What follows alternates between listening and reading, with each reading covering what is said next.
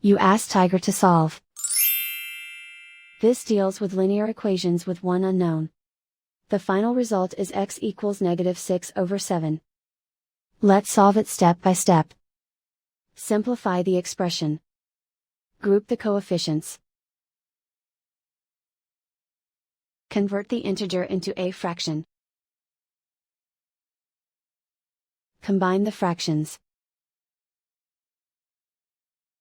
Combine the numerators. Group all constants on the right side of the equation. Subtract 3 from both sides. Simplify the arithmetic.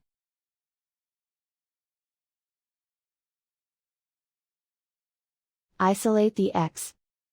Multiply both sides by inverse fraction 2/7. Group like terms. Multiply the coefficients. Simplify the fraction. Multiply the fractions. Simplify the arithmetic.